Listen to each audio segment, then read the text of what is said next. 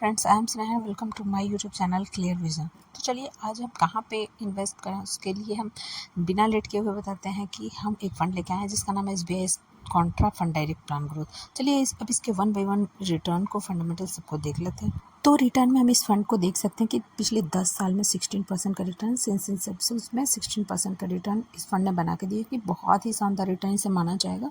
तो आप zoom in करके इसके बाकी सभी ईयर का रिटर्न को देख सकते हैं। चलिए अब हम इसके फंडामेंटल्स को देख।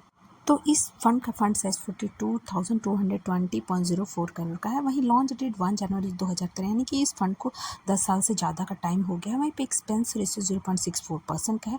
वहीं पे जो ये फंड जो है वो बेंचमार्क फॉलो करता है, Nifty 500 value total return index को फॉलो करता है। वहीं एग्जिट फ्लोट 1% का है अगर 1 साल के अंदर को पैसे को अगर हम निकालते हैं तो।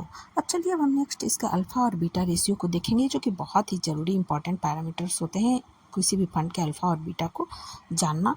तो चलिए अब हम इसके अल्फ़ा जो है बेटा रिस्क एडजस्टेड रिटर्न को शो करता है, यानी कि अगर जितना हमारा फंड का अल्फ़ा ज़्यादा रहेगा उतना अच्छा रिटर्न मिलेगा। तो हमारे इस फंड का अल्फ़ा जो है 8147 का है वर्सेस इस कैटेगरी का जो अल्फ़ा है वो 4.59 का है, यानी कि कैटेगरी के अल्फ़ा से ज़्यादा है, बहुत ही ज़्यादा है हमारे ये इस फंड का अल्फ़ा। तो ये बहुत ही अच्छा रिटर्न बना के दिया है। और बीटा जो है वोलेटिलिटी को शो करता है, यानी कि जितना हमारा कैटेगरी एवरेज से कम रहेगा फंड का बीटा उतना ही कम वोलेटाइल रहेगा।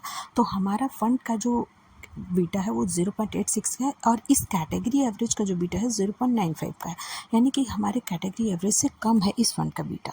तो इस फंड के अल्फ़ा और बीटा दोनों ही बहुत अच्छे हैं। तो चलिए अब हम नेक्स्ट इसके कुछ पोर्टफोलियो स्टॉक को हम यहाँ पे देख लेंगे। तो यहाँ टॉप 10 पोर्टफोलियो स्टॉक है, जिसमें पहला HDFC बैंक, दूसरा रिलायंस इंडस्ट्रीज़, कोटक महिंद्रा बैंक, गेल इंडिया और टोरेंट पावर, यानी कि ये बड़ी बड़ी कंपनियों में इन्वेस्ट किया है ये फंड ने।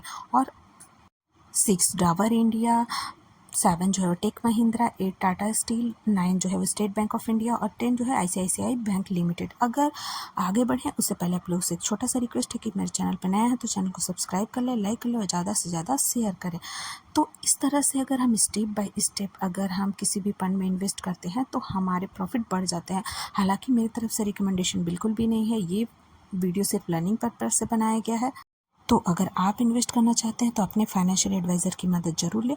और लास्ट में अब हम इस फंड के फंड मैनेजर को देख लेंगे कि कौन कौन से फंड मैनेजर इस फंड को मैनेज कर। तो इस फंड को 2 फंड मैनेजर हैं, दिनेश बालचंद्रन मई 2018 से इसको मैनेज कर रहे हैं और दूसरा है प्रदीप केशवन दिसंबर 2023 से मैनेज कर रहे हैं, यानी कि काफ़ी टाइम हो गया इन दो फंड मैनेजर का।